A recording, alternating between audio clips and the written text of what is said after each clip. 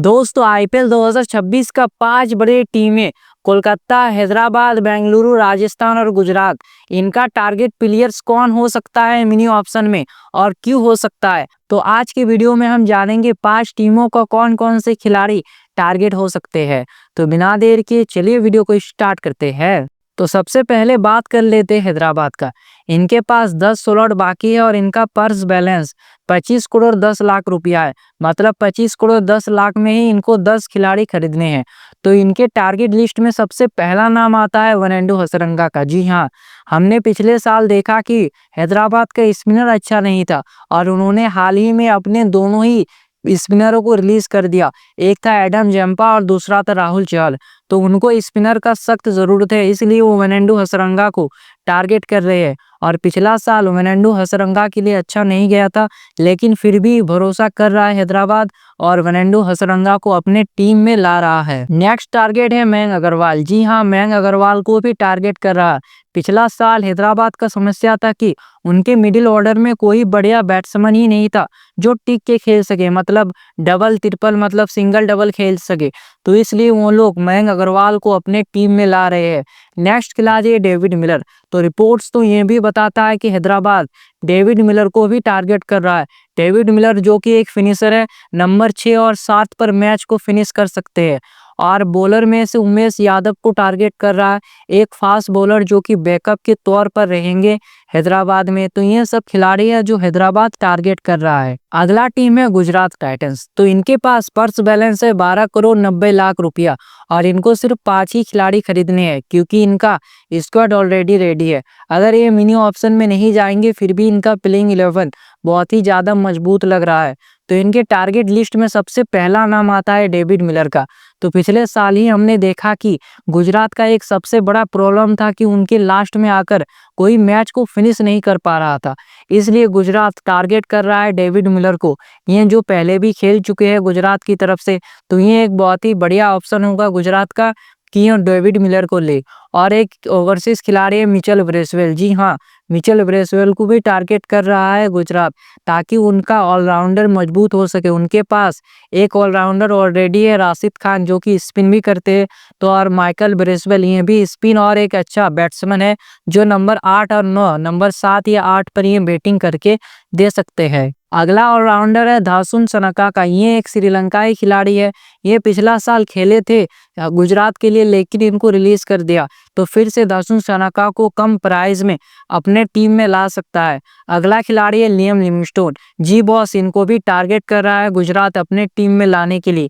ये एक बहुत ही विस्फोटक ऑलराउंडर है, बहुत ही लंबे लंबे छक्के लगाते हैं। तो ये एक बहुत ही बढ़िया ऑप्शन होगा गुजरात के लिए कि इनको अपने टीम में लाए। तो इन सब खिलाड़ियों को गुजरात टारगेट कर सकता है। और जो डोमेस्टिक खिलाड़ी है वो उसका लिस्ट नहीं है मेरे पास। अगला टीम है कोलकाता। तो आईपीएल 2026 की मिनी ऑक्शन में सबसे ज्यादा पर्स बैलेंस कोलकाता के पास ही है। इनके पास टोटल पर्स बैलेंस है 64 करोड़ 40 लाख रुपया और इनका स्लॉट 13 बाकी है, मतलब अभी भी 13 खिलाड़ियों का खरीदना बाकी है। तो इनके टारगेट लिस्ट में सबसे पहला नाम आता है रचिन रविंद्र का, डेवन कॉनवे का, उसके बाद हो गया फिन एलन का, जोनी वेस्टो का। इन सब खिलाड़ियों को टारगेट कर रहा है। और इसमें से जोनी वेस्टो, डेवन कॉनवे और फिल एलन, ये तीनों विकेट कीपर है जिसका सख्त जरूरत है कोलकाता का, क्योंकि इन्होंने अपने दोनों ही विकेट कीपर को रिलीज कर दिया था। तो इनको विकेट कीपर लेना है और साथ में ओपनर बैट्समैन भी लेना है। और ये तीनों ही ओपनिंग बैटिंग भी करते हैं, जोनी वेस्टो, डेवन कॉनवे और फिल एलन। तो ये देखना होगा कि इनमें से कौन से खिलाड़ी को अपने टीम में लाता है कोलकाता। अगला टारगेट खिलाड़ी है कैमरन ग्रीन। तो इनको भी लाना चाह रहा है कोलकाता। इनके पास एक भी बढ़िया ऑलराउंडर नहीं है और कैमरन ग्रीन के आने से कोलकाता का बैटिंग और बॉलिंग दोनों मजबूत होगा। ये आपको मिडिल ऑर्डर में बैटिंग करके भी देगा और साथ ही में 130-140 की स्पीड से बॉलिंग करके भी देगा। तो ये एक बढ़िया ऑप्शन है कोलकाता के पास। और एक ऑलराउंडर है जिसे टारगेट कर रहा है, वो है वेंकटेश अय्यर।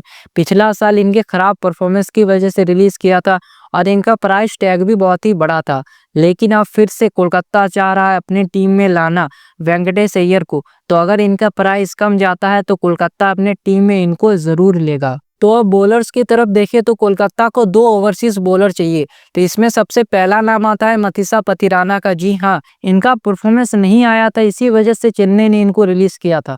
लेकिन अब ये ऑप्शन में आ रहे हैं तो कोलकाता इनको देख रहा है और अपने टीम में लाने का पूरा कोशिश करेगा कोलकाता, जिससे उनका डेथ ओवर्स का बॉलिंग का समस्या खत्म हो जाएगा। अगला बॉलर है जैकब डफी। जी हाँ, अगला बॉलर है जैकब डफी। ये न्यूजीलैंड के तेज गेंदबाज है जो 130-140 की रफ्तार से गेंद फेंकते हैं।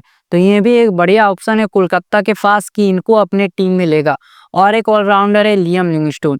इनको पिछले साल आरसीबी ने खराब परफॉर्मेंस की वजह से रिलीज किया था, लेकिन अब कोलकाता इनको टारगेट कर रहा है अपने टीम में लाने का।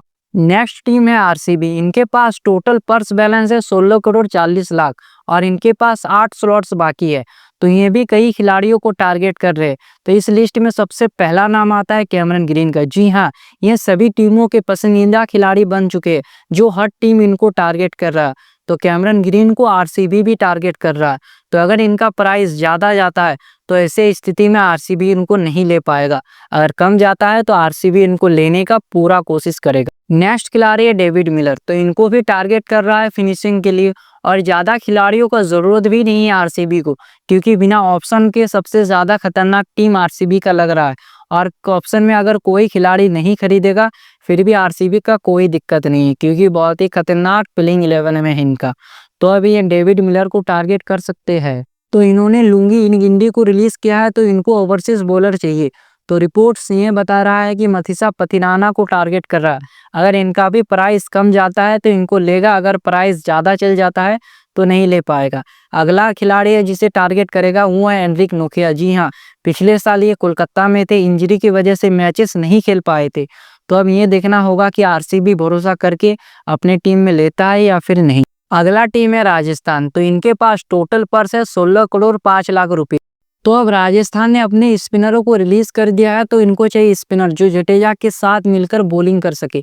तो 3 ऑप्शन है, एक हो गया रवि बिश्नोई का, राहुल चहर का, करण शर्मा का। ये 3 ऑप्शन है, तो इन तीनों में से किसी एक को राजस्थान जरूर टारगेट करेगा। और राजस्थान और एक इंडियन पेसर्स को टारगेट कर रहा है, वो है आकाशदीप। जी हाँ, आकाशदीप जो तेज दर्रार बॉलर है, जो आपको डेथ ओवर्स में भी बॉलिंग करके देगा और पावर प्ले में भी। इसलिए राजस्थान आकाशदीप को अपने टीम में पूरा लाने का कोशिश करेगा और इनका प्राइस ज़्यादा नहीं जाएगा, 7-8 करोड़ के बीच में मिल जाएगा। अब राजस्थान अपना इंडियन कोर को मजबूत करने के लिए इंडियन खिलाड़ी को अपने टीम में टारगेट करेगा। वो है महिपाल नुमरोत, अभिनव मनोहर। इन दोनों खिलाड़ी को अपने टीम में लाने का पूरा कोशिश करेगा राजस्थान, जिससे उनका इंडियन बैटिंग लाइनअप मजबूत हो सके। तो ये रहा आईपीएल 2026 की 5 बड़े टीमों का टारगेट खिलाड़ियों का लिस्ट। तो आप लोग सभी कमेंट में बताइए कि मेरा नेक्स्ट वीडियो किस टॉपिक पर होगा। तो जल्दी मिलते हैं और एक नए वीडियो के साथ। तब तक के लिए जय हिंद।